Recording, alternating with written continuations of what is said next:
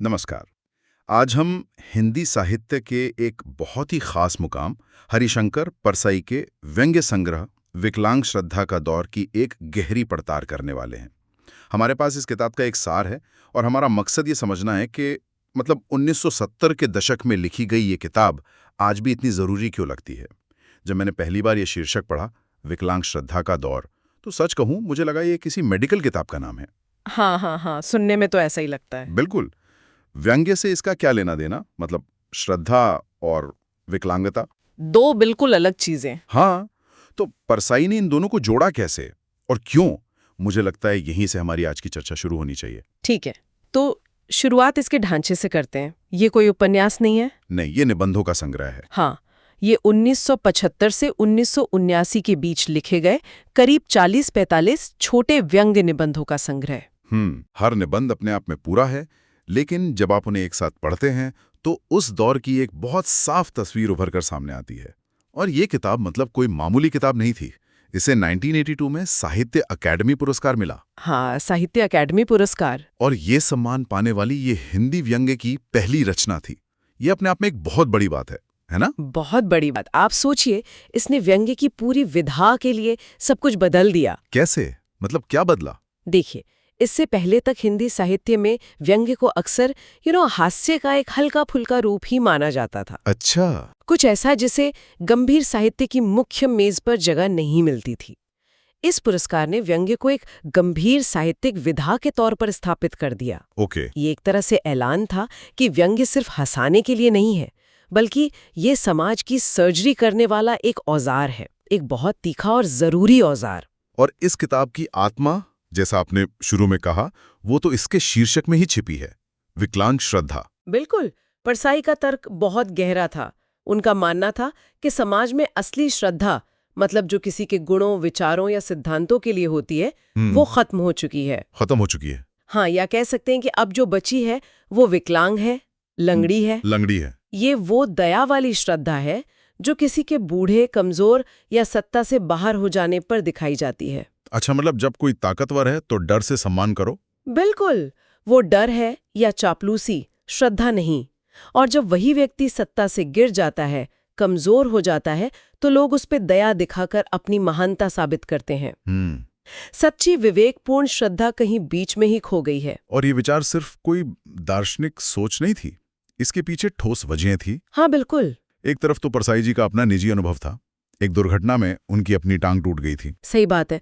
तो उन्होंने उस दर्द को बहुत करीब से महसूस किया था। और दूसरी तरफ देश का माहौल था, जो शायद ज्यादा बड़ी वजह थी। हाँ, उस दौर को समझना बहुत जरूरी है। ये इमरजेंसी 1975-77 के ठीक बाद का समय था। राइट। आपातकाल के बाद एक उम्मीद जगी थी कि अब सब ठीक हो जाएगा, लोकतंत्र वापस आ गया है। लेकिन हुआ क्या? जनता पार्टी की सरकार भी आपसी कला और सत्ता के खेल में डूब गई। ये एक तरह से दोहरी निराशा का दौर था। बिल्कुल। पहले कांग्रेस से मोहभंग, और फिर उस मोहभंग से जन्मी उम्मीद का भी टूट जाना। परसाई का व्यंग्य उसी दोहरी निराशा को पकड़ता है। तो विकलांग श्रद्धा सिर्फ संस्थाओं पर नहीं, ये उम्मीद पर से उठते भरोसे पर भी एक टिप्पणी है। यानी ये विकलांग शब्द सिर्फ श्रद्धा के लिए नहीं, बल्कि उन सभी पर लागू होता है जिन पर परसाई ने अपनी कलम चलाई है ना? बिल्कुल। ऐसा लगता है कि उन्होंने किसी को नहीं छोड़ा। किसी को नहीं। उनका कैनवस बहुत बड़ा था। राजनीति, धर्म, नौकरशाही, शिक्षा व्यवस्था, लेखक, बुद्धिजीवी और सबसे ज्यादा मध्य वर्ग, हम और आप जैसे आम लोग। और उनकी सबसे बड़ी हिम्मत ये थी कि वो खुद को भी नहीं बख्शते थे। वो अपने आलस पर, अपनी कमजोरियों पर भी वैसे ही हंसती थी जैसे दूसरों पर। चलिए कुछ निबंधों की बात करते हैं। एक निबंध जिसका जिक्र हमेशा होता है वो है मध्यवर्गीय कुत्ता। ये किस बारे में है? ये निबंध तो कह सकते हैं मध्य वर्ग के चरित्र का एक एक्सरे है। एक्सरे? हाँ। इसमें परसाई दिखाते हैं कि कैसे मध्य वर्ग हमेशा दूसरों की नकल करने की कोशिश करता है, खासकर उनसे जो से ज्यादा अमीर या ताकतवर हैं। वो अपनी पहचान बनाने की जगह दूसरों जैसा बनने की होड़ में अपनी असलियत खो देता है। अच्छा। इसमें एक कुत्ता है जो कभी साहब की नकल करता है, कभी पड़ोसी की, और इस चक्कर में अपनी सहज कुत्ता वृत्ति भी भूल जाता है। ये हंसाता है, लेकिन साथ ही मध्य वर्ग की असुरक्षा और दिखावे की प्रवृत्ति पर बहुत गहरी चोट करता है। पर क्या ये कहना मध्य वर्ग के साथ थोड़ी नाइंसाफी नहीं है? मतलब क्या उसकी आर्थिक और सामाजिक असुरक्षाएं ही उसे ऐसा करने पर मजबूर नहीं करती? ये बहुत अच्छा सवाल है। देखिए, परसाई क्रूर नहीं है। वो एक डॉक्टर की तरह है जो कड़वी दवा देता है। ओके। वो समझती हैं कि ये असुरक्षाएं कहाँ से आती हैं, लेकिन वो इस बात की आलोचना करती है कि मध्य वर्ग अपनी समस्याओं का समाधान ईमानदारी से करने के बजाय पाखंड और दिखावे में ढूंढता है। वो मजाक नहीं उड़ाते? नहीं, वो आईना दिखाते हैं, और आईना देख के कभी-कभी हमें गुस्सा भी आता है। सही बात है। और ये पाखंड सिर्फ आम लोगों में नहीं बल्कि उन लोगों में भी हैं जो खुद को बुद्धिजीवी या कलाकार मानते हैं। उनका एक और मशहूर निबंध है प्रेमचंद के फटे जूते। हाँ, और ये एक अद्भुत रचना है। ये प्रेमचंद की एक तस्वीर से शुरू होती है जिसमें उनके जूते फटे हुए हैं। परसाई उस फटे जूते से एक पूरा सामाजिक विश्लेषण खींच देती हैं। वो कहती हैं कि यह जूता सिर्फ प्रेमचंद की गरीबी का प्रतीक नहीं है, बल्कि ये हमारे समाज के पाखंड का प्रतीक है। समाज के पाखंड का? हाँ, हम महान कलाकारों और लेखकों को महान कहते हैं, उनकी जयंती मनाते हैं, उनकी तस्वीरों पर माला चढ़ाते हैं, लेकिन जब वो जिंदा होते हैं तो उनकी मदद नहीं करते। ये तो बहुत बहुत सच्ची बात है। परसाई एक जगह लिखती हैं कि लोग तुम्हारी तस्वीरों पर फूल चढ़ाएंगे, लेकिन तुम्हें एक जोड़ी जूता खरीद के नहीं देंगे।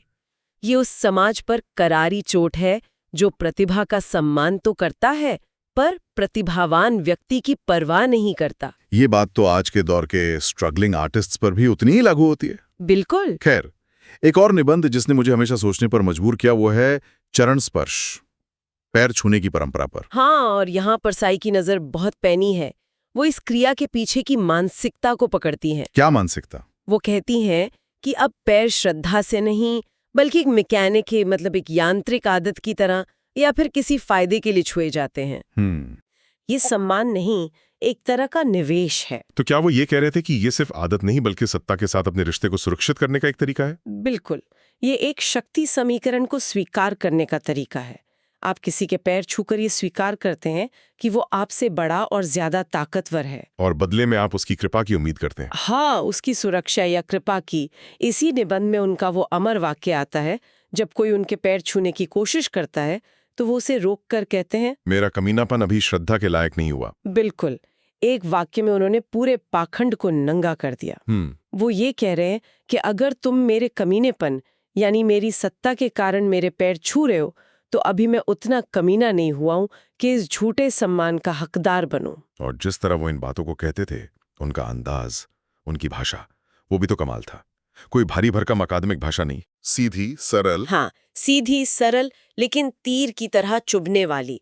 वो जानती थीं कि अगर समाज के बड़े हिस्से तक अपनी बात पहुंचानी है तो उन्हीं की भाषा में बोलनी होगी। इसीलिए उनके निबंध छोटे होते हैं। हाँ, 3 से 10 पेज के, जिन्हें कोई भी आसानी से पढ़ सकता है। शायद यही वजह है कि एकेडमिक किताबें पुरानी हो जाती हैं, लेकिन परसाई की सीधी सच्ची बातें आज भी उतनी ही ताज़ा लगती हैं। उनकी शैली को सिर्फ हास्य या व्यंग कहना शायद अधूरा होगा, इसमें एक तरह का दर्द भी छिपा होता है। हाँ, बिल्कुल। अंग्रेजी में जिसे सटायर कहते हैं, परसाई का लेखन उसका बेहतरीन उदाहरण है। ओके। सटायर का मकसद सिर्फ हंसाना नहीं होता, उसका असली मकसद होता है सुधार की इच्छा। आप किसी चीज पर इसलिए हंसते हैं क्योंकि आप उससे बेहतर की उम्मीद करते हैं। तो परसाई का व्यंग पहले हंसाता है। हाँ, वो आपको हंसाएगा, फिर आपको असहज करेगा और अंत में सोचने पर मजबूर कर देगा कि अरे, ये तो मेरे या मेरे समाज के बारे में ही है और इसे बदलना चाहिए। ये बिना आंसू के रोना है। बिल्कुल। उनकी एक पंक्ति है इस किताब में, जानता हूं देश में जो मौसम चल रहा है उसमें श्रद्धा की टांग टूट चुकी है। इस एक वाक्य में उस पूरे युग का दर्द और निराशा छिपी हुई है। तो अब सबसे बड़े सवाल पर आते हैं, इन सब का क्या मतलब है? 1970 के दशक में लिखी गई ये किताब आज हमें अपनी कहानी क्यों लगती है? ये सबसे महत्वपूर्ण सवाल है, और इसकी वजह ये है कि परसाई ने किसी घटना या व्यक्ति पर टिप्पणी नहीं की। उन्होंने इंसान की फितरत पर लिखा। हाँ, उन्होंने इंसान की फितरत और समाज की कमजोरियों पर लिखा, और वो फितरत और कमजोरियां आज भी मौजूद हैं, शायद और भी ज्यादा बढ़ गई हैं। जैसे परसाई ने जिस विकलांग श्रद्धा की बात की थी, क्या वो आज ठीक हो गई है या उसकी हालत और बिगड़ गई है? आप इसे आज के समय में कैसे देखती हैं? आज भी देखिए, सम्मान और आदर किसे मिलता है? क्या किसी के गुणों को, उसकी ईमानदारी या ज्ञान को, या उसके पद, उसकी शक्ति, उसके बैंक बैलेंस। या सोशल मीडिया पर उसकी फॉलोअर्स को। बिल्कुल। चरण स्पर्श की जगह अब शायद लाइक और फॉलो ने ले ली है, लेकिन मानसिकता तो वही है। हम किसी शक्तिशाली व्यक्ति या विचार को लाइक करके उसकी सत्ता को स्वीकार करते हैं और उस समूह का हिस्सा बनकर सुरक्षित महसूस करना चाहते हैं। ये विवेक से नहीं, सुविधा से किया गया समर्थन है। ये विकलांग श्रद्धा का डिजिटल अवतार है। हाँ, कह सकती हैं। और राजनीतिक पाखंड या मध्यवर्गीय दिखावा, वो तो शायद और भी बढ़ गया है।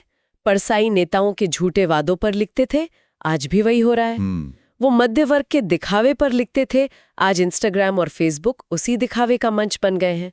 धर्म के नाम पर जो पाखंड और अंधविश्वास था, वो आज भी है, बस उसके रूप बदल गए हैं। तो इसीलिए जब हम परसाई को पढ़ते हैं तो हमें लगता है कि पात्र बदल गए हैं, मंच बदल गया है, तकनीक बदल गए हैं, लेकिन नाटक वही चल रहा है। और ये एहसास थोड़ा डरावना भी है कि 40-50 सालों में हम बुनियादी तौर पर ज्यादा नहीं बदले हैं। हाँ, ये सोचने वाली बात है। तो कुल मिलाकर विकलांग श्रद्धा का दौर सिर्फ कुछ मजेदार निबंधों का संग्रह नहीं है। नहीं, बिल्कुल नहीं। ये पूरे युग के सामाजिक और राजनीतिक पतन पर एक बहुत ही तीखी, बेबाक और ईमानदार टिप्पणी है। ये एक डॉक्टर की डायग्नोसिस रिपोर्ट है जो बताती है कि समाज की मूल कोशिका यानी श्रद्धा या विश्वास ही बीमार हो चुकी है, विकलांग हो चुकी है। सही कहा। ये किताब हमें हंसाती है, लेकिन साथ ही एक आईना भी दिखाती है जिसमें हमें अपना ही अक्स नजर आता है। हाँ, और ये हमें एक जरूरी सवाल पूछने की हिम्मत देती है। हम किस पर और क्यों विश्वास करते हैं? हमारा सम्मान और हमारी श्रद्धा क्या वाकई असली है, या वो भी किसी डर, लालच या मजबूरी का नतीजा है? ये वाकई सोचने वाली बात है।